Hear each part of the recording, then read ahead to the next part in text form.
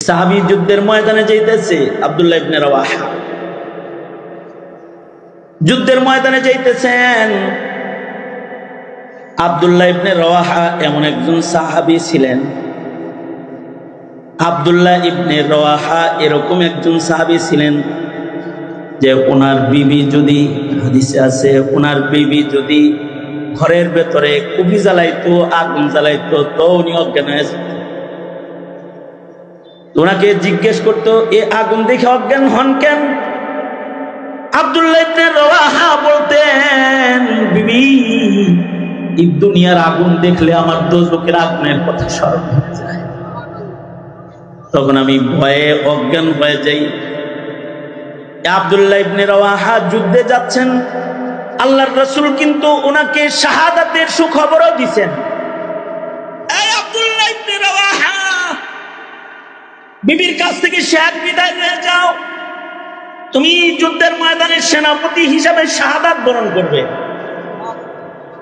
তার মানে নবী যাকে বলতেছে শহীদ হবা, তার জান্নাতে যাওয়ার ভিতরে আর কোনো ভেজাল আছে?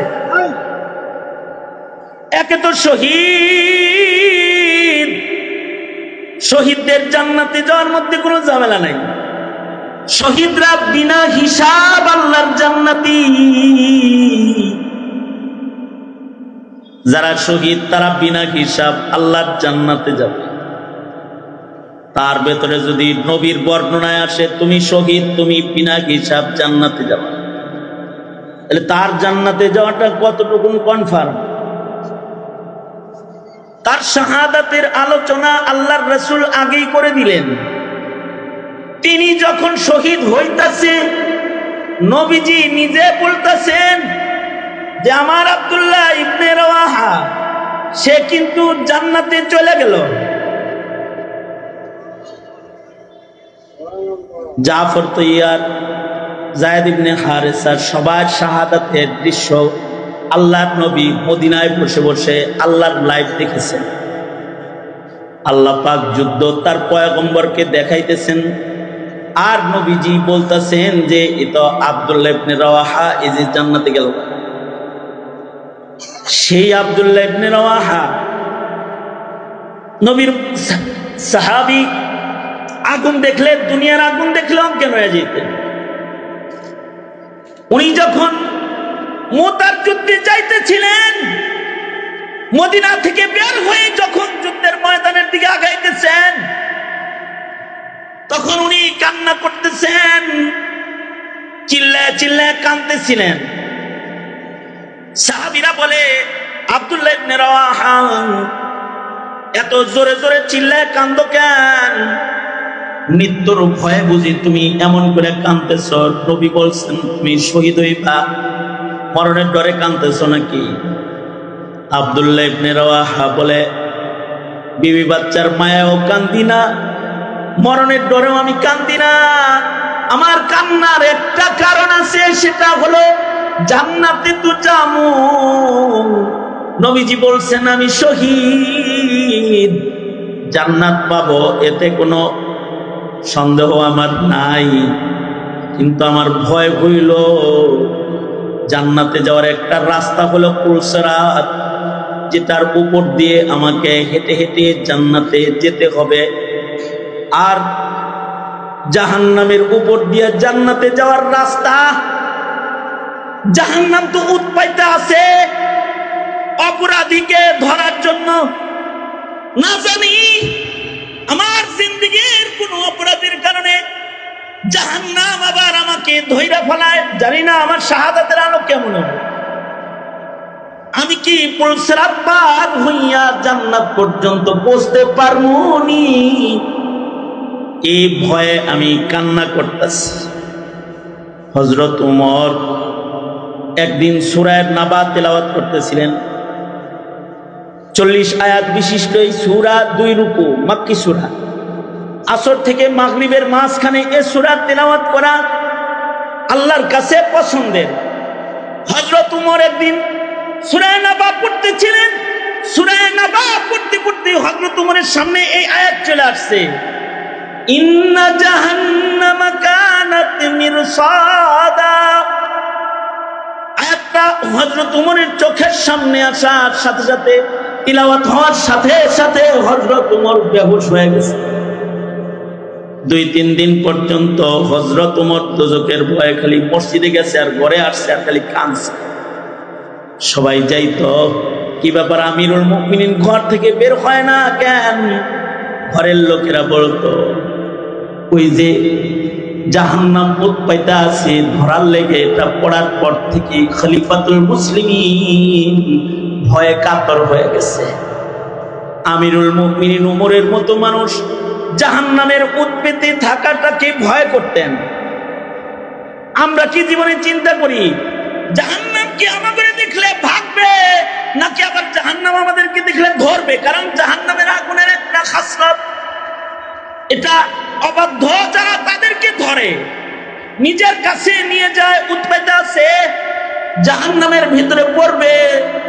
যে সকল অবাধ্য তারা, যারা নাফরমান গোলাম, তারা লিত্তাগিনা মাআবা, এটা ঠিকানা হলো তাগিন, যারা তাদের মুতাকাব্বিরিন, যারা তাদের, যারা পাপিষ্ঠ, তাদের, যারা বেঈমান, যারা বেআমাল, যারা আবেদ নয়, যারা গুনাহগার, তাদের ঠিকানা হলো দোজখ।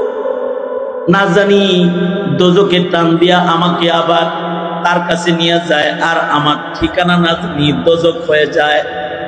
এই ভয়ে সাহাবায়ে কেরাম প্রতিনিয়ত কাঁদতেন। হযরত উমরের মতো মানুষ, তিনিও এই আয়াত পড়তেন আর কান্না করতে করতে বেহুশ হয়ে যেতেন। জাহান্নামের ভয়, এইটা যার ভেতরে যত প্রবল হবে তার তাকওয়া তত বেশি সবল হবে। দোজখের ভয়, দোজখের আগুনের ভয়। নেককারও যদি হয়, হাদিও যদি হয়, নামাজিও যদি হয়, দানকারীও যদি হয়, নেকির পালা যদি তার বড়ও হয়, গুনাহ যদি তার কমও হয়, জান্নাতি যদি ঘোষণাও সে হয়ে যায়, এরপরেও জান্নাতে যাইতে তাকে দোজখের উপর দিয়ে যাইতে হবে। যদি উৎপত্তি থাকা দোজখ তাকে ধইরা ফেলে, তাকে দোজখের আগুনে পড়ে যেতে হবে। অথবা যদি নেক আমলের আলো কমজোর হয়, কারোর নামাজের আলো কমজোর, রোজার আলো কমজোর, তো সে ওই আলো দিয়া এই সূক্ষ্ম ধারালো পুলসেরা পাপ দেখতে পাবে না, সে পাপ পিছলে নিচে পড়ে যাবে। বিসমিল্লাহির রাহমানির রহিম। ইন্না জাহান্নামা কানাত মিরসাদা লিত্তাগিনা মাআবা লাবিসিনা ফিহা আহকাবা لا يذوقون فيها بردا ولا شرابا إلا حميما وغساقا جزاء وفاقا. وقال النبي صلى الله عليه وسلم إن شجرة الزقوم طعام الأثيم أو كما قال عليه الصلاة والسلام. اللهم صل على محمد وعلى آل محمد كما صليت على إبراهيم وعلى آل إبراهيم إنك حميد مجيد. اللهم بارك على محمد وعلى آل محمد كما باركت على إبراهيم وعلى آل إبراهيم إنك حميد مجيد.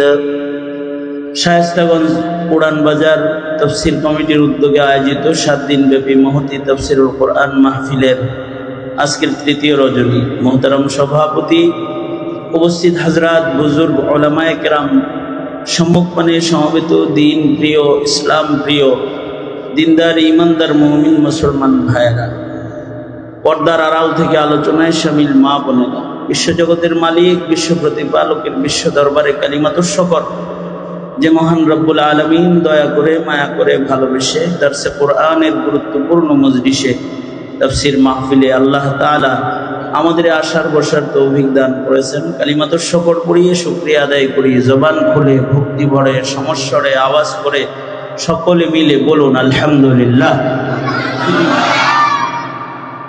2 দিন ধরে লাগাতার হযরত উলামায়ে কেরাম গুরুত্বপূর্ণ নসিহা আপনাদেরকে করছেন। আমাদেরকে আল্লাহ তাআলা মুবারক মজলিসে গতবারের ন্যায় এবছরও বসাইছেন। তাফসীর মাহফিলের এই ধারাবাহিকতা, এটাই তাফসীর মাহফিলের কবুলিয়তের একটা আলামত। মকবুল একটা মজলিসে আল্লাহ পাক আনছেন, আল্লাহ পাকের মেহেরবানি। আমাকে আদেশ করা হয়েছে সূরাতুন নাবা এর 21 নম্বর আয়াত থেকে 26 পর্যন্ত আয়াতে কারিমাগুলো সামনে করে কিছু কথা বলার জন্য। আমি বরকতের নিয়তে তিলাওয়াত করেছি। কিছু কথা আয়াতগুলোকে সামনে করে আপনাদের সামনে বলবার ইরাদা। আল্লাহ তাআলা কিছু উপকারী কথা আপনাদের কানে পৌঁছানোর তৌফিক আল্লাহ পাক দান করেন। আপনারা দোয়া করুন, বলুন আমিন। আল্লাহ পাকের সৃষ্টি জগৎ মোট 3টা। একটা জগৎ হলো দুনিয়া। এই জগৎটা এমন একটা জগৎ, এই জগতের মধ্যে সুখ শান্তি উভয়টাই আছে। কখনো সুখ আছে, কখনো আবার দুঃখ আছে। এখানে হাসি আছে, কান্না আছে। আলমে দুনিয়া, 3টা আলম। এর একটা আলম হলো আলমে দুনিয়া, আরেকটা আলম হলো আলমে আখিরাত। আলমে আখিরাতের আলমে বরজখ, আলমে আখিরাত। এই 2 জগতের ভেতরে আবার 2টা ভাগ। 2 জগতের মধ্যে 2টি ভাগ আছে। একটা ভাগ হলো আলমে আখিরাতের আহলুল জান্নাহ, যারা জান্নাতি হবে, জান্নাতীদের ভাগ। আর একটা হলো জাহান্নামের আহলে জাহান্নাম যারা হবে, তাদের ভাগ। দুনিয়াতে তো সুখ শান্তি উভয়টাই আছে, কিন্তু আলমে আখিরাতের যে আলমে বরজখের যে 2টা ভাগ, এই 2 ভাগের মধ্যে জান্নাতে শুধুই মাত্র সুখ আর সুখ। এখানে অশান্তি বলতে কিছু নাই, অপ্রাপ্তি কিছু নাই। শুধু প্রাপ্তি আর প্রাপ্তি দিয়ে যে জগৎটাকে আল্লাহ পাক সৌন্দর্যমণ্ডিত করে সজ্জিত করেছেন আল্লাহর মাহবুব পেয়ারা বান্দাদের জন্য, সেটা হলো জান্নাত। আর জাহান্নাম যেটা, এটা হলো শাস্তির জায়গা। আল্লাহ পাকের অবাধ্য বান্দা যারা, তাদের জন্য আল্লাহ পাক দুঃখ কষ্ট যন্ত্রণা এইগুলো দিয়ে ভরপুর করে রেখেছেন যে জায়গাটাকে, সেটা হলো জাহান্নাম। আল্লাহ পাকের মহাব্বতে জান্নাতের আকর্ষণ রেখে জান্নাতে যাওয়ার আকাঙ্ক্ষা দিলে লালন করা আল্লাহর মহাব্বতে, এটা ঈমান। কারণ যারা জান্নাতে যাবে তারা আল্লাহ পাককে পেয়ে যাবে। আর আল্লাহ পাকের ভয়ে আল্লাহর শাস্তিকেও ভয় করা, এটাও ঈমান। এ কারণে জাহান্নামের ভীতি, হাসরের দিবসের ভীতি, এটার থেকে আল্লাহর কাছে আল্লাহর ভয়ে পানাহ চাইতে হবে। আর মেহনত মুজাহাদা করতে হবে যেন দোজখের আগুনের মধ্যে নিকৃষ্ট জায়গা জাহান্নামে যেন পতিত হতে না হয়। জান্নাত আর জাহান্নামের বিতর্ক, 2 জনে মিলে ঝগড়া লাগলো। হাদিস শরীফে আছে, জান্নাত জাহান্নামকে বলে যে আমি তোমার চাইতে শ্রেষ্ঠ, আমার কাছে ঈমানদাররা আসবে, নেককাররা আসবে। জাহান্নাম বলে আমি তোমার চাইতে শ্রেষ্ঠ, তোমার কাছে যাবে যত ফকির মিসকিন তারা, আর আমি দোজখের ভিতরে আসবে যত ধনী আমির সর্দার, ওরা আমি ভালোবেসি। জান্নাতে বলে আমি ভালো, জাহান্নামে বলে আমি ভালো। আল্লাহ পাক জান্নাত জাহান্নামকে বললেন, ঝগড়া করিস না, ঝগড়া করিস না, থাইমা যা। এই জান্নাত, তুই আমার রহমতের জায়গা। আমার রহমত যারা চায়, যে গোলামগুলা আমাকে পেতে চায়, তোর ভেতরে আমি আমার রহমতওয়ালা বান্দাদেরকে আনবো। আই দোজক, দুঃখ করিস না, ভালো মন্দ এগুলো চিন্তা করিস না, তবে আমি তোকে দিয়ে আমার নাফরমান বান্দা যারা আমার কথা শোনে নাই, আমার নাফরমানি করেছে, তুই হলো আমার শাস্তি, আমার আযাব দেওয়ার জায়গা। আমি যাদের উপরে গুসা হয়ে যাব, আযাব দেব, আযাবের নিদর্শন হলো তুই, আর রহমতের নিদর্শন হলো জান্নাত। তোরা ঝগড়া বিবাদ করিস না, অহংকারীদেরকে দোজকের ভেতরে ফেলে দিব আর নেককারদেরকে জান্নাতে দিব। এই দোজক, তোকেও আমি ময়দানে মাহশারে তৃপ্ত করে ভইরা দিব, আর এই জান্নাত তোর ভেতরেও কোনো খালি জায়গা থাকবে না, আমার পেয়ারা পেয়ারা বান্দাদের দ্বারাই তোকে ভইরা দিব। ঝগড়া করিস না, তুই জান্নাত, তুই আমার রহমতের নিদর্শন, তোর কাছে আমার রহমত প্রাপ্ত বান্দারা ঢুকবে। আর এই দোজক, তোর ভেতরে যাবে হইল অহংকারী দাম্ভিক, যারা আমাকে মানে না, তারা তোর ভেতরে তাদেরকে আমি নিক্ষেপ করব। জান্নাত সর্ব উৎকৃষ্ট জায়গা, আর তার খেলাফ, তার উল্টা দোজক হইল সর্বনিকৃষ্ট জায়গা। দোজক নিকৃষ্ট জায়গা, এইটার ভয়, এটার থেকে বাঁচার চিন্তা সবসময় মুমিন লালন পালন করবে। কারণ সামান্য সময়ও শান্তিতে কোনো সিপাই চাপায় কোনো জায়গায় কোনো শান্তি আল্লাহ পাক জাহান্নামের ভেতরে রাখেন নেই। জাহান্নাম পুরাটা আগুন দিয়ে ভরপুর করে রেখেছে। জাহান্নামের ভেতরটা বোঝায় খালি আগুন আর আগুন আর আগুন। জাহান্নামের আগুন অনেক নিকৃষ্ট আগুন। দোজখের আগুনের চাইতে 70 গুণ বেশি পাওয়ারফুল আগুন হলো জাহান্নামের আগুন। দুনিয়ার আগুন সাধারণ আগুন, দোজখের আগুন ভয়ঙ্কর আগুন। এই ভয়ঙ্কর আগুন দিয়ে আল্লাহ পাক দোজখটাকে ভরে রেখেছেন। দোজখের কোনো জায়গা আগুন থেকে খালি নাই।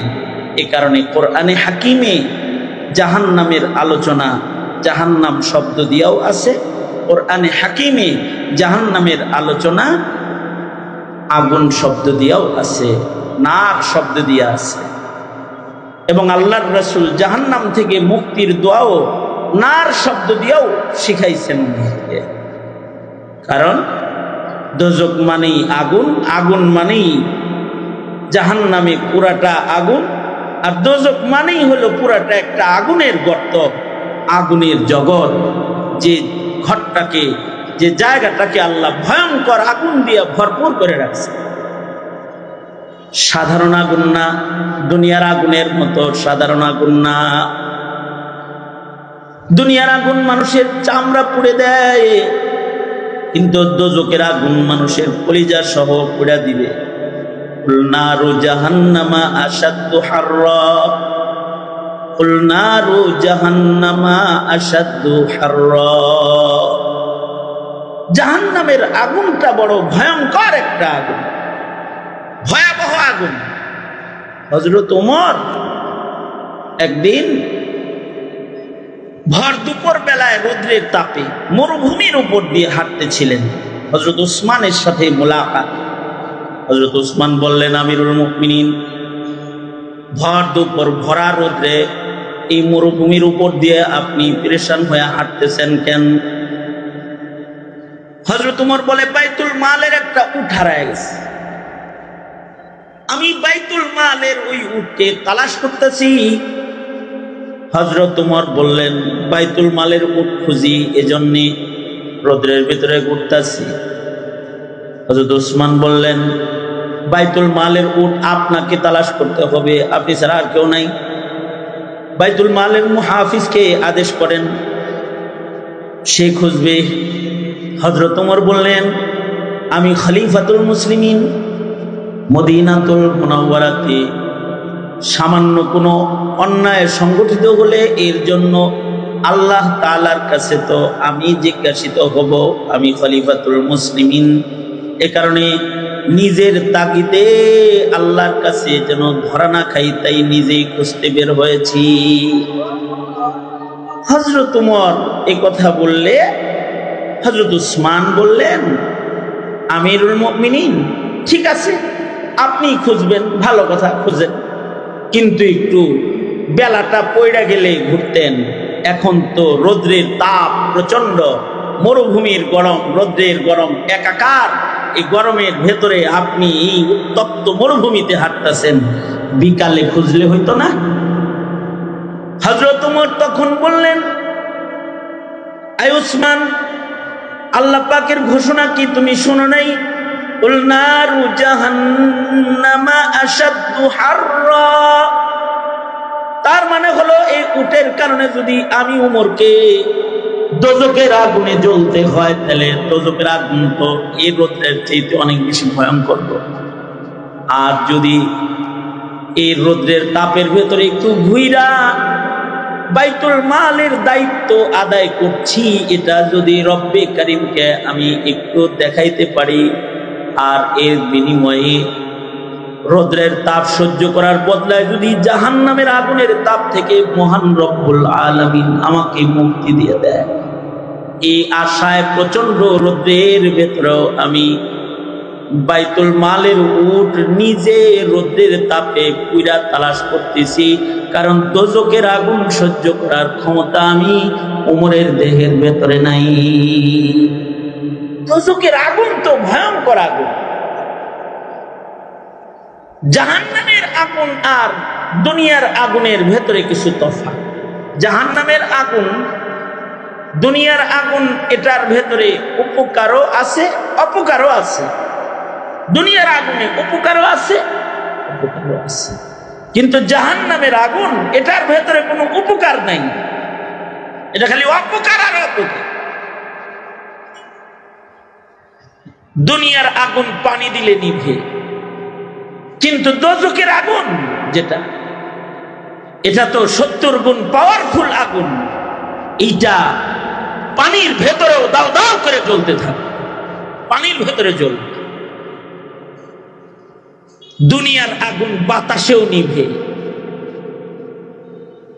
কুপি জ্বালাইলে যদি জোরে বাতাস লাগে দমকা, তো দুনিয়ার আগুনটা নিভে যায়, বাতাসে নিভে যায়।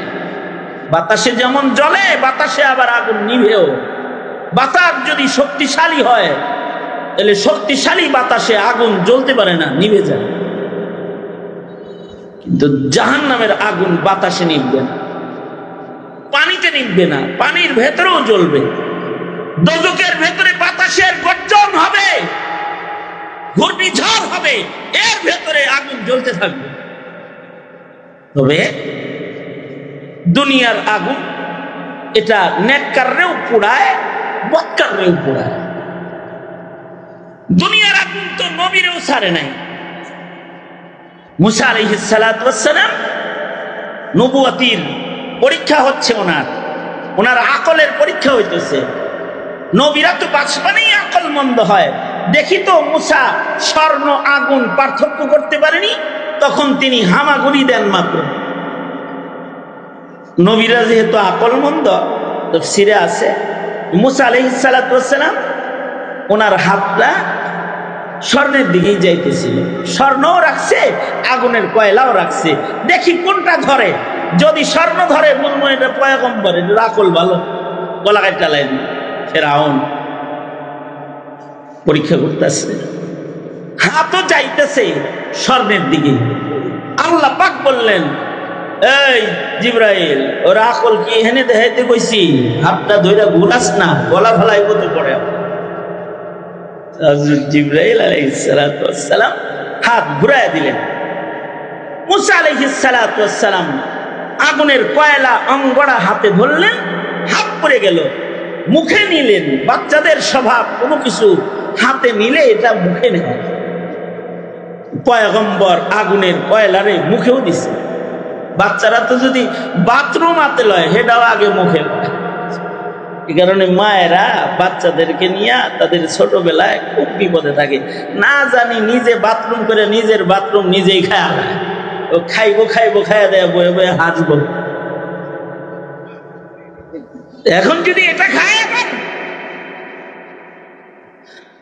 এ কারণে মায়েরা আতঙ্কে থাকে।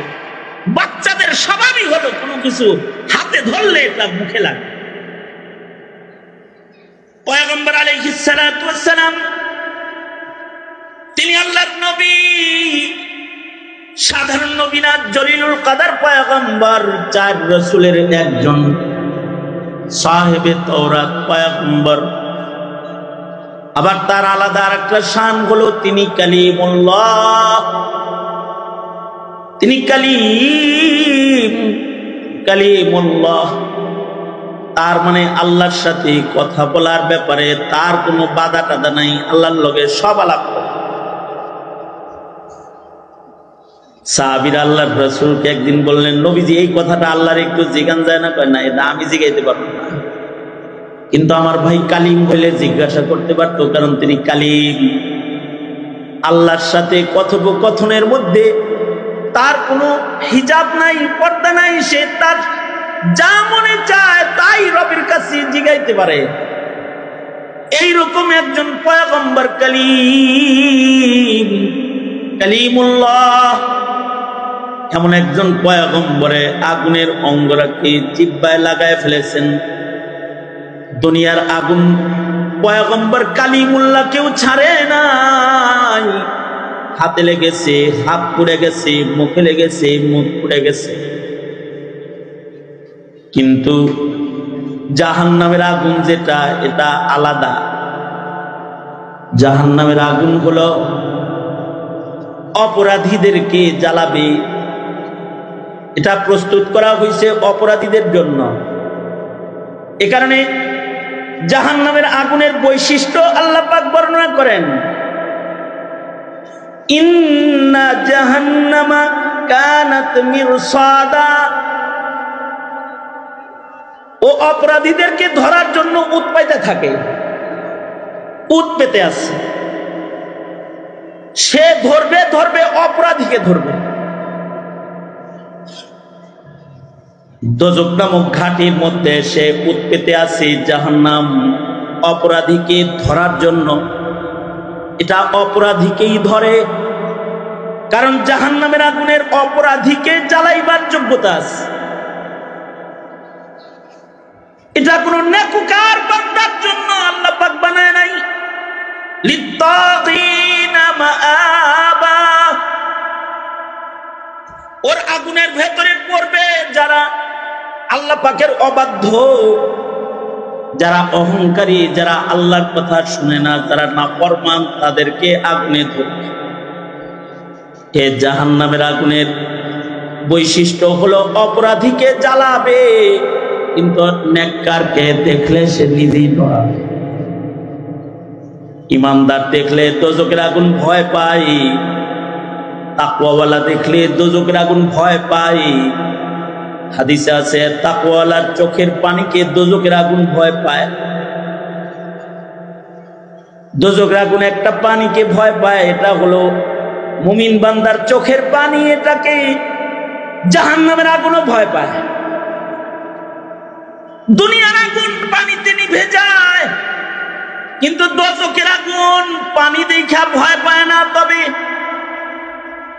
খৌফ ও খাশিয়াতে খোদাবন্দির পানি যদি কোন মুমিন বান্দার চোখ দিয়ে গড়ায় পড়ে যায়, এই চোখের পানিকে, কাতরা চোখের পানিকে দোজখের আগুন ভয় পায়। মুত্তাকি বান্দার চোখের পানি দোজখে ছিটায় দিলে দোজখ পেছনে চলে যাবে। সাধারণ পানি দোজখের আগুন নিভায় না, তবে একটা পানি দোজখের আগুন নিভায়, সেটা হলো মুত্তাকি বান্দার চোখের পানি, যেটা আল্লাহর ভয়ে গড়ায়া পড়ে যায়। এই পানি দেখলে দোজখের আগুন ভয় পায়, এবং মুত্তাকি বান্দাদেরকে দোজখের আগুন ভয় পায়। মুত্তাকি, পরহেজগার, খুদা ভীরু, আবেদ, জাকির, শাকির বান্দা দেখলে দোজখের আগুন পিছু হটে, জাহান্নাম পিছনে চলে যাবে। আর সে উৎপাইতা থাকে তারে ধরার জন্য। মিরসাদ, মিরসাদ শব্দ দিয়ে আল্লাহ পাক জাহান্নামের উৎপেতে থাকা হালত বর্ণনা করেছেন। দুশমন যেমন ঘাটিতে উৎপাইতে থাকে, যে কিভাবে এই ক্ষেপণাস্ত্রকে নামিয়ে ফেলা যায়, কিভাবে এখান থেকে দুশমনকে কাবু করে পরাস্ত করা যায়। জাহান্নাম উৎপাইতে থাকে অবাধ্য গোলামদের জন্য, যে কিভাবে এটারে প্রাণ দিয়ে নিচে নামিয়ে ফেলা যায়। এই কারণে জাহান্নামের উপরেই তো পুলসিরাত। জান্নাতে যাওয়ার একমাত্র পথ হলো পুলসিরাত। পুলসিরাতের পুল পার না হয়ে কেউ জান্নাতে যাইতে পারবে না। নবীগণ, রাসূলগণ, সিদ্দিকগণ, শহীদগণ, মুমিনগণ যারাই আল্লাহর জান্নাতে প্রবেশ করবে, জান্নাতে যাওয়ার একটা মাত্র রাস্তা, সেটা হলো পুলসিরাতের পুল। পুলসিরাত পার হয়ে সকলকে আল্লাহর জান্নাতে পৌঁছতে হবে।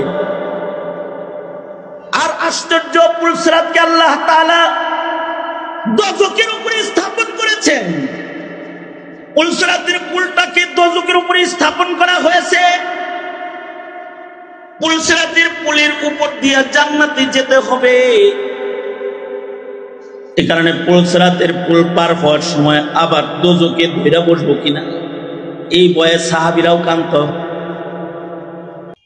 সাহাবী যুদ্ধের ময়দানে যাইতেছে, আব্দুল্লাহ ইবনে রাওয়াহা যুদ্ধের ময়দানে যাইতেছেন। আব্দুল্লাহ ইবনে রাওয়াহা এমন একজন সাহাবী ছিলেন। আব্দুল্লাহ ইবনে রাওয়াহা এরকম একজন সাহাবী ছিলেন যে ওনার বিবি যদি, হাদিসে আছে, ওনার বিবি যদি ঘরের ভেতরে কুপি জ্বালাইতো, আগুন জ্বালাইতো, তো উনি অজ্ঞান হয়ে যেত। ওনাকে জিজ্ঞেস করতো, এ আগুন দেখে অজ্ঞান হন কেন? আব্দুল্লাহ ইবনে রাওয়াহা বলতেন, বিবি, এই দুনিয়ার আগুন দেখলে আমার দোজখের আগুনের কথা স্মরণ হয়ে যায়, তখন আমি ভয়ে অজ্ঞান হয়ে যাই। আব্দুল্লাহ ইবনে রাওয়াহা যুদ্ধে যাচ্ছেন, আল্লাহর রাসূল কিন্তু ওনাকে শাহাদাতের সুখবরও দিয়েছেন। এই আব্দুল্লাহ ইবনে রাওয়াহা, বিবির কাছ থেকে শাহাদ বিদায় হয়ে যাও, তুমি যুদ্ধের ময়দানে সেনাপতি হিসাবে শাহাদাত বরণ করবে। তার মানে নবী যাকে বলতেছে শহীদ হবা, তার জান্নাতে যাওয়ার ভিতরে আর কোনো ভেজাল আছে? একে তো শহীদ, শহীদদের জান্নাতে যাওয়ার মধ্যে কোনো ঝামেলা নাই। শহীদরা বিনা হিসাব আল্লাহর জান্নাতি। যারা শহীদ তারা বিনা হিসাব আল্লাহর জান্নাতে যাবে। তার ভেতরে যদি নবীর বর্ণনায় আসে তুমি শহীদ, তুমি বিনা হিসাব জান্নাতে যাবে, তাহলে তার জান্নাতে যাওয়াটা কতটুকু কনফার্ম? তার শাহাদাতের আলোচনা আল্লাহর রাসূল আগেই করে দিলেন। তিনি যখন শহীদ হইতাছে, নবীজি নিজে বলতেছেন যে আমার আব্দুল্লাহ ইবনে রাওয়াহা সে কিন্তু জান্নাতে চলে গেল। জাফর তৈয়ার, যায়েদ ইবনে হারেসার সবার শাহাদাতের দৃশ্য আল্লাহর নবী মদিনায় বসে বসে আল্লাহর লাইভ দেখেছেন। আল্লাহ পাক যুদ্ধ তার পয়গম্বরকে দেখাইতেছেন, আর নবীজি বলতেছেন যে এটা আব্দুল্লাহ ইবনে রাওয়াহা এই যে জান্নাতে গেল। সেই আব্দুল্লাহ ইবনে রাওয়াহা নবীর সাহাবী, আগুন দেখলে, দুনিয়ার আগুন দেখলে অজ্ঞান হয়ে যেতেন। উনি যখন মুতার যুদ্ধে যাইতেছিলেন, মদিনা থেকে বের হয়ে যখন যুদ্ধের ময়দানের দিকে আগাইতেছেন, তখন উনি কান্না করতেছেন, চিল্লায় চিল্লায় কাঁদতেছিলেন।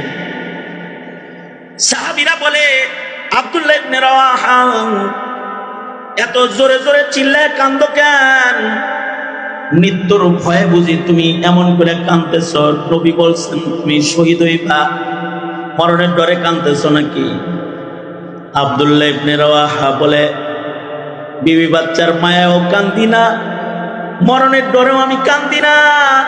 আমার কান্নার একটা কারণ আছে, সেটা হলো জান্নাতে তো যামু, নবীজি বলছেন আমি শহীদ, জান্নাত পাবো, এতে কোনো সন্দেহ আমার নাই। কিন্তু আমার ভয় হইল জান্নাতে যাওয়ার একটা রাস্তা হলো পুলসিরাত, যেটার উপর দিয়ে আমাকে হেঁটে হেঁটে জান্নাতে যেতে হবে। আর জাহান্নামের উপর দিয়ে জান্নাতে যাওয়ার রাস্তা, জাহান্নাম তো উৎপাইতে আছে অপরাধীকে ধরার জন্য। না জানি আমার জিন্দেগীর কোন অপরাধের কারণে জাহান্নাম আবার আমাকে ধইরা ফেলায়, জানি না আমার শাহাদাতের আলো কেমন হবে। আমি কি পুলসিরাত পার হইয়া জান্নাত পর্যন্ত পৌঁছতে পারবো নি? এই ভয়ে আমি কান্না করতেছি। হযরত ওমর একদিন সূরা নাবা তেলাওয়াত করতেছিলেন। 40 আয়াত বিশিষ্ট এই সূরা, 2 রুকু, মাক্কি সূরা। আসর থেকে মাগরিবের মাঝখানে এই সূরা তেলাওয়াত করা আল্লাহর কাছে পছন্দের। হযরত ওমর একদিন সূরা নাবা পড়তেছিলেন। সূরা নাবা পড়তে পড়তে হযরত ওমরের সামনে এই আয়াত চলে আসছে, ইন্না জাহান্নামা কানাত মিরসাদা। আয়াতটা হযরত ওমরের চোখের সামনে আসার সাথে সাথে, তিলাওয়াত হওয়ার সাথে সাথে হযরত ওমর বেহুশ হয়ে গেছে। 2-3 দিন পর্যন্ত হযরত ওমর দোজখের ভয়ে খালি মসজিদে গেছে আর ঘরে আসছে আর খালি কাঁদছে। সবাই যাইতো, কি ব্যাপার আমিরুল মুমিনিন ঘর থেকে বের হয় না কেন? ঘরের লোকেরা বলতো, ওই যে জাহান্নাম উৎপাইতা আছে ধরার লেগে, এটা পড়ার পর থেকে খলিফাতুল মুসলিমিন ভয়ে কাতর হয়ে গেছে। আমিরুল মুমিনিন ওমরের মতো মানুষ জাহান্নামের উৎপেতে থাকাটাকে ভয় করতেন। আমরা কি জীবনে চিন্তা করি জাহান্নাম কি আমাদের দেখলে ভাগবে, নাকি আবার জাহান্নাম আমাদেরকে দেখলে ধরবে? কারণ জাহান্নামের আগুনের একটা খাসলত, এটা অবাধ্য যারা তাদেরকে ধরে, নিজের কাছে নিয়ে যায়, উৎপাইতে আছে জাহান্নামের ভিতরে পড়বে।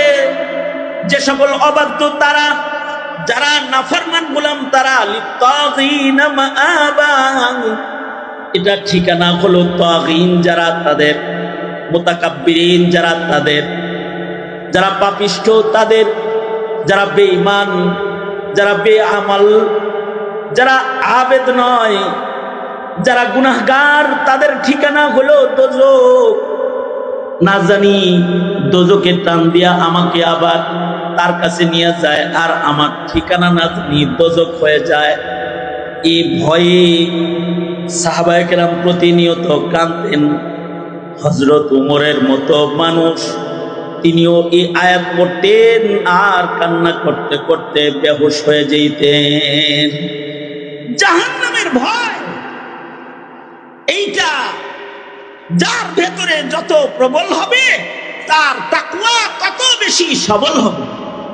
দোজখের ভয়, দোজখের আগুনের ভয়। নেককারও যদি হয়, হাদিও যদি হয়, নামাজিও যদি হয়, দানকারীও যদি হয়, নেকির পালা যদি তার বড়ও হয়, গুনাহ যদি তার কমও হয়, জান্নাতি যদি ঘোষণাও সে হয়ে যায়, এরপরেও জান্নাতে যাইতে তাকে দোজখের উপর দিয়ে যাইতে হবে। যদি উৎপেতে থাকা দোজখ তাকে ধইরা ফেলে, তাকে দোজখের আগুনে পড়ে যেতে হবে। অথবা যদি নেক আমলের আলো কমজোর হয়, কারোর নামাজের আলো কমজোর, রোজার আলো কমজোর, তো সে ওই আলো দিয়া এই সূক্ষ্ম ধারালো পুলসিরাত পাপ দেখতে পাবে না, সে পাপ পিছলে নিচে পড়ে যাবে। ইতিহাসের পাতায় আরেকজন ওমর আছে, উমর ইবনে আব্দুল আজিজ রহমাতুল্লাহি আলাইহি। একটা তো উমর ইবনুল খাত্তাব, উমর বিন খাত্তাব তো এই আয়াত পড়া অজ্ঞান হয়ে যাইতেন।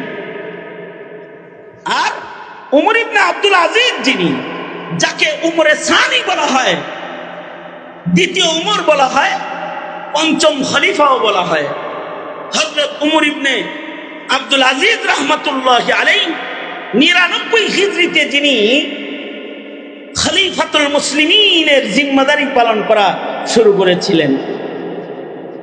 100 বছর পরের মানুষ, 100 বছর পরে 99, উনি 100 বছরের পরের ইতিহাসের লোক, কিন্তু খৌফ ও খাশিয়াত এত বেশি ছিল, আল্লাহর ভয়, আল্লাহর ভয়ে জাররা থেকে জাররা ছোট ইবাদত উনি ছাড়তে পারতেন না। আর সব শোভা যেখানে থাকতো এটাও উনি গ্রহণ করতে পারতেন না। একবার এক গভর্নর ওনার কাছে খেজুর হাদিয়া পাঠাইল, রাষ্ট্রীয় ডাক বিভাগের গাড়িতে খেজুরগুলো খলিফার দরবারে আসলো।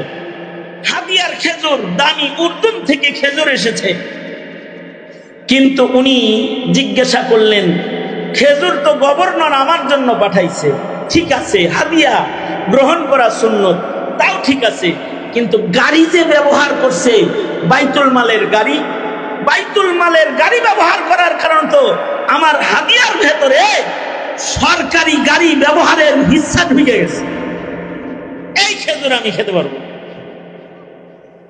খাইলেন না, শেষ পর্যন্ত উনি আদেশ করলেন, এগুলোকে বাজারে বিক্রি করে দাও এবং এই টাকাটা বাইতুল মালে জমা করে দাও। কতটা মুত্তাকি, কতটা পরহেজ করতেন যে দোজখে যেন পড়তে না হয়। এই উমর ইবনে আব্দুল আজিজ রহমতুল্লাহ আলাইহি, তিনি উমর ইবনে আব্দুল আজিজ রাতের বেলায় একদিন তাহাজ্জুদ করতেছেন। ইমামে গাজালি রহমতুল্লাহ আলাইহি ইহয়া উলুমিদ্দিনের ভেতরে ঘটনাটা আনছেন যে উনি রাত্রে তাহাজ্জুদ করতেছেন আর ওনার দাসী বান্দি, উনি তাহাজ্জুদ করতেছেন, ওনার দাসী বান্দি ওনার পিছনে বসে আছে, সেও তাহাজ্জুদ করছে পিছনে।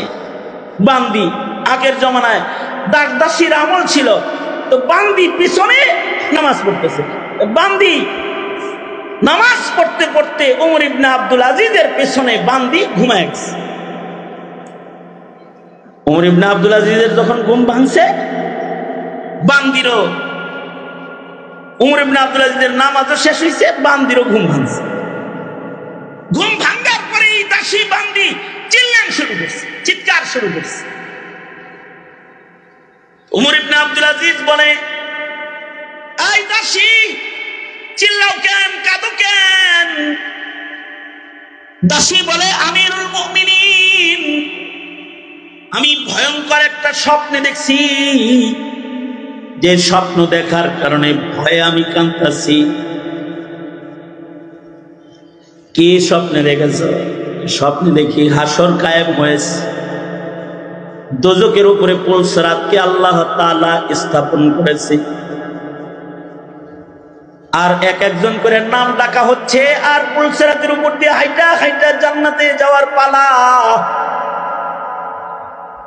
আমি যখন ওখানে গেছি, স্বপ্নে দেখি আপনার আগের খলিফাদেরকে ডাকা হচ্ছে। কারে ডাকতে শুনেছ? প্রথম আমি শুনলাম নাম ধরে ডাকা হলো, এই খলিফা আব্দুল মালিক বিন মারওয়ান, আসো, পুলসরাত পার হয়ে জান্নাতের দিকে যাও। দাসী বলে, উমর ইবনে আব্দুল আজিজ আব্দুল মালিক বিন মারওয়ানকে যখন ডাকা হলো, সে পুলসরাতের সামনে আসলো, নিচে জাহান্নাম। আব্দুল মালিক বিন মারওয়ান পুলসরাতের উপর দিয়ে যখন হাঁটতে আরম্ভ করলো, দোজখের আগুন তাকে আকর্ষণ করলো, আর সে পুলসরাত থেকে নিচে পড়ে গেল, জাহান্নামের আগুনের মধ্যে পড়ে গেল। এই কথা শোনার সাথে সাথে উমর ইবনে আব্দুল আজিজের ঘাম ঝরতে শুরু করেছে, কপাল ঘেমে গেছে, গোটা শরীর ঘেমে গেছে, আর বলতেছে, এই দাসী, তারপরে কি হলো বলো? তারপরে ওয়ালিদ ইবনে আব্দুল মালিক বিন মারওয়ানকে ডাকা হলো, সেও আসলো। পুলসরাতের পুলের উপরে সে কদম রাখলো, তাকেও আগুন টান দিয়ে নিচে নিয়ে গেল। এরপরে কি হলো? দাসী বলে এরপরে সুলাইমান বিন আব্দুল মালিক বিন মারওয়ানকে ডাকা হলো।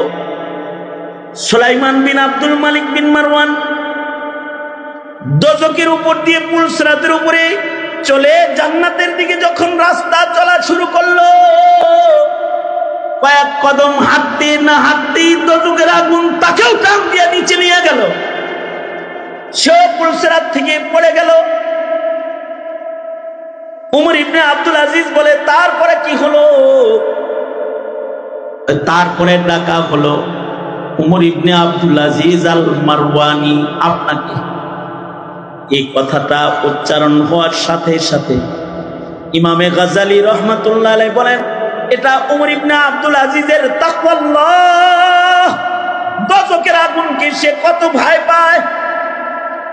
এটা উমর ইবনে আব্দুল আজিজের তাকওয়াল্লাহ। কথাটা শোনার সাথে সাথে উমর ইবনে আব্দুল আজিজ অজ্ঞান হয়ে বিছানায় পড়ে গেল। দাসী উমর ইবনে আব্দুল আজিজের কানের মধ্যে মুখ লাগায় বারবার বলে, আপনারে ডাকছে আমিরুল মুমিনিন, এইটা শুই নাই আপনি অজ্ঞান হয়ে গেলেন। আপনি পুলসরাতের পুলের উপরে উঠার পরে কি হলো তা তো শুনলেন না।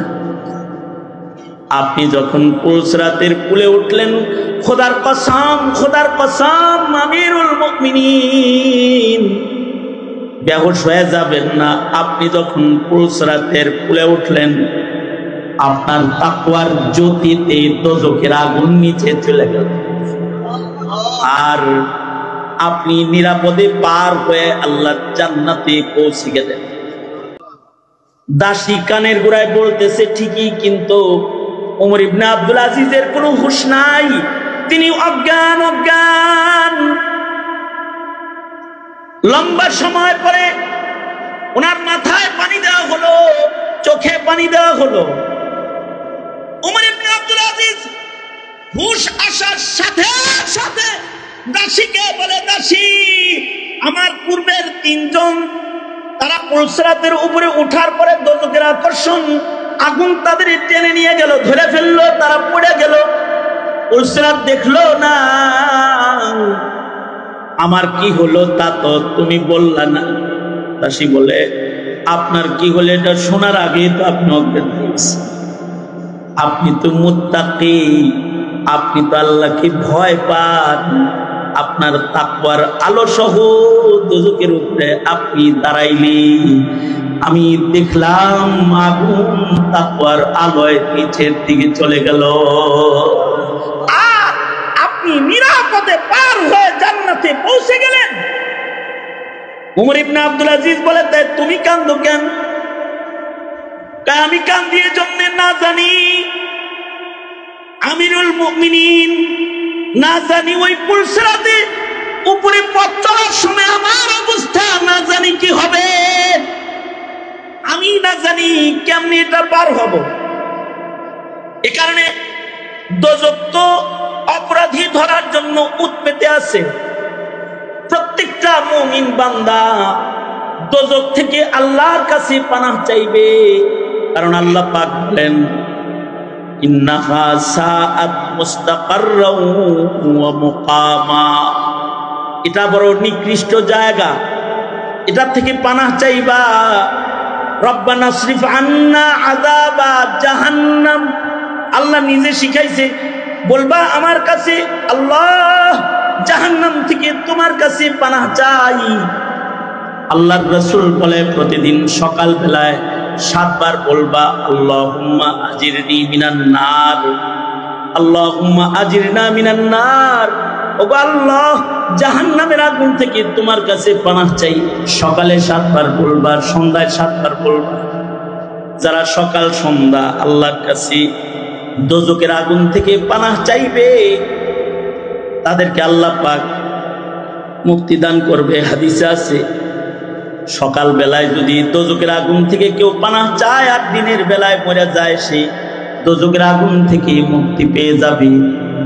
মাগরিবের পরে সন্ধ্যার বেলায় যদি কেউ 7 বার বলে আল্লাহুম্মা আজিরনা মিনান নার, রাত্রে মারা গেলে দুজক থেকে মুক্ত হয়ে আল্লাহর জান্নাতে চলে যাবি।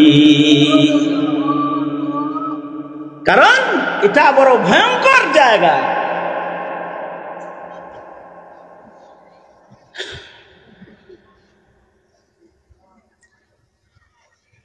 এখানে যে যাবে সে কয়দিন থাকবে? লাবিথিনা ফিহা আহকাবা।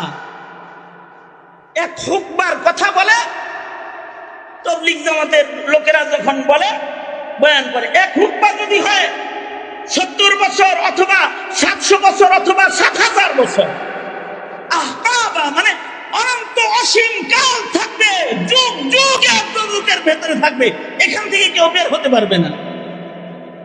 বেঈমানরা এখান থেকে বের হতে পারবে না। ঈমানদার যদি মনে করে আমি তো বাইর হুমই, আমার তো ঈমান আছে, কথা হলো ঈমান তো আছে, দোজখের ভেতরে সামান্য সময় থাকা কি যাবে? সম্ভব কি হবে? সামান্য সময় তো থাকা সম্ভব হবে না। কারণ এখানে শান্তির কোনো জিনিস নাই। লা ইয়াযুকুনা ফিহা, আল্লাহ পাক এখানে কোনো বারদা ওয়ালা শারাবা, ঠান্ডার স্বাদ অথবা পানীয়র স্বাদ আস্বাদন করার মতো কোনো পানীয় এই মহাগরম জাহান্নামের ভেতরে নাই। একটু ঠান্ডা পানি নাই, জুস নাই, কিছু নাই। আছে কি? আছে হলো হামিম, গরম পানি আছে। আছে হলো পুজ, খাওয়ানো হবে পুজ। আর এই পুজগুলোর দুর্গন্ধ কেমন হবে? হাদিসে আছে এই জাহান্নামীদেরকে যে পুজ খাওয়ানো হবে, এই পুজের সামান্য দুর্গন্ধটা যদি দুনিয়াবাসীকে আল্লাহ পাক অল্প একটু ছেড়ে দিতেন সেকেন্ডের জন্য, দুর্গন্ধে দুনিয়ার সব মানুষ মারা যেত। এই জিনিস খাওয়ানো হবে, 1 মিনিটও কি ওখানে থাকা সম্ভব? 1 মিনিটও তো থাকা সম্ভব না। হ্যাঁ, ঈমান আছে বলে গুনার রাজ্যে চলতে রইলা আর আশা করলা আমি ঈমানের কারণে একদিন তো যাবই, নয় কিছু সময় তোদেরকে থাকলাম, 1 মুহূর্ত থাকার মতো জায়গা এটা না। গত কিছুদিন আগে আমার একটা প্রোগ্রাম ছিল যশোরে। আমার প্রোগ্রাম যেখানে যশোরে, আমার প্রোগ্রামের পাশেই একটা টিউবওয়েল ফ্যাক্টরি। টিউবওয়েল ফ্যাক্টরির মালিক আসছে আমার কাছে, টিউবওয়েল ফ্যাক্টরির মালিক আমার কাছে আসছে, আইসা বলে হযরত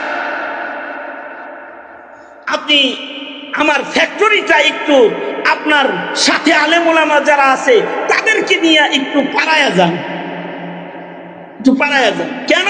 কয় আগুনের ফ্যাক্টরি, তখন আবার এয়ারপোর্টে আগুন লাগছে ওই সময়, একটু দোয়া দিয়া যান। তা আমি আমার সাথী ওলামায়ে কেরামদেরকে নিয়ে আমি গেলাম ওখানে। যায় দেখি যে এইখানে ফ্যাক্টরির ভেতরে এমন একটা চুলা আছে, যেই চুলার ভেতরে জমাট বাঁধা পুরান লোহাগুলো এক দরজা দিয়ে ঢুকানো হয়, আর এই চুলার আগুনে লোহাগুলো পুড়ে তরল পানিতে পরিণত হয় কয়েক মিনিটের ভেতরে। এই তরল লোহাগুলোকে বালতির মধ্যে নিয়ে, এইটা খরমার ভেতরে বালুতে খরমা বসানো আছে, এর ভেতরে পানিগুলো ছেড়ে দেয়। 21 সেকেন্ড, 22 সেকেন্ড, 23 সেকেন্ডের ভেতরে বাস লোহা, টিউবওয়েলের মাথা, হাতা, প্যাট এগুলো সব তৈরি হয়ে যায় মাত্র 23 সেকেন্ড, 24 সেকেন্ড, 25 সেকেন্ডের ভেতরে জমাট বেঁধে যায়। আমি ফ্যাক্টরিটা পুরাটা দেখা, এই চুলাটা, যেই চুলার ভেতরে লোহা ছেড়ে দিলে এটা অন্য রাস্তা দিয়ে পানি হয়ে বাইর হয়, এই চুলাটার কাছাকাছি গেলাম দেখার জন্য।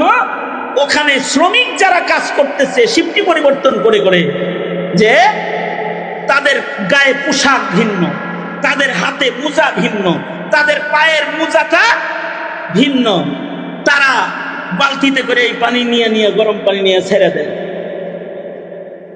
ছেড়ে দিলে আর ওইটা জমাট বাঁধা টিউবওয়েলের পাস হয়ে যায়, সাথে সাথে কয়েক সেকেন্ডে হয়ে যায়। আমি কিছু দূর আগানোর পরে আর আগাইতে পারলাম না, কারণ দমকা বাতাসে ওখান থেকে যে ফুলকি গুলা বের হয় ও যদি গায়ে লাগে তো গায়ের চামড়া পুড়ে যাবে। ওদের হাতে বিশেষ মোজা পরানো আছে, যা দিয়া পানিগুলো ওরা উঠায়া নিয়ে জায়গা মতো ফেলে। আমি ওদের এই জিনিসটা দেখে মালিকরে বললাম, এই পানি যেটা আছে, যে পানিটা লোহা যেটা পানি হয়েছে, এই পানিটার গরমির পাওয়ারটা কি রকম? তো সে বলল, এটার গরমিটা হলো এরকম, এই লোহাটা পুইরা পানি হয়েছে, এই পানিটা এরকম, এইটাকে যদি আপনার হাতের তালুতে ফেলা হয় তো সেকেন্ডের ভেতরে গোটা হাত ছিদ্র হয়ে এই তরল লোহা, গরম পানির তরল লোহা, এটা হাতের অপর সাইড দিয়ে সেকেন্ডের ভিতরে বাইরে হয়ে যাবে। এটার গরমিটা হলো এরকম। আল্লাহর রাসূল বলেন, জাহান্নামের ভিতরে বান্দাকে যে গরম পানিগুলা খাওয়ানো হবে, জাহান্নামের ভেতরে যে পুঁজগুলা বান্দাকে খাওয়ানো হবে, শাজারাতাজ যাকুম, যেটা ইন্না শাজারাতাজ যাকুম তাআমুল আসীম, অপরাধীকে বান্দাদেরকে যে যাকুম গাছ খাওয়ানো হবে, যাকুম ফল খাওয়ানো হবে জাহান্নামের মধ্যে, যেটা দোজখীদের খাদ্য। এই পানি, এই পুঁজ, এই যাকুম যদি পেট দিয়ে একবার কারোর ঢুকে যায়, সাথে সাথে নারী ঘুরি সহ পেছনের রাস্তা দিয়ে বাইর হয়ে যাবে। এরকম কঠিন আগুন গরম পানি হবে বান্দার খাবার। এরকম দোজখ যেন কারোর ঠিকানা না হয়, এজন্য প্রতিনিয়ত সকাল বেলায় রবের কাছে বান্দা বলবে, ওগো আল্লাহ, দোজখের আগুন থেকে তোমার কাছে পানাহ চাই। সন্ধ্যা বেলায় বলবে, ওগো আল্লাহ, দোজখের আগুন থেকে আমি পানাহ চাই। হরদম ফিকির মন্দ থাকবে, এমন কোনো কাজ করব না যে কাজ করলে পরে জাহান্নামের আগুনে জ্বলতে হয়। কারণ জাযাউ ওয়াফাকা, আমাদের সাথে আমাদের রবের মুআমালা হলো জৈসা করনি ওইসা ভরনি, না মানে তো করকে দেখ, জান্নাত ভি হ্যায় জাহান্নাম ভি হ্যায়, না মানে তো মারকে দেখ। যদি আমি ভালো করি, রাসূল বলেছেন, তুমি যেমন করবে তেমন তুমি মরবে। তামুতুন, তোমরা মারা যাবে ওই রকম যেমন তোমরা তাইশুন, জীবন যাপন করবে। কামা তাইশুন তুবআসুন, যেমন তোমাদের জীবন যাপন হবে এখন তেমন তোমাদের মৃত্যু হবে, তেমন তোমাদের হাসর হবে। আর তোমাদের হাসর যেমন হবে তেমন তোমাদের বিচার হবে। তুমি তোমার জীবনে কর্ম যেমন করবা, প্রাপ্তিটা তুমি ওই রকমই পাবা।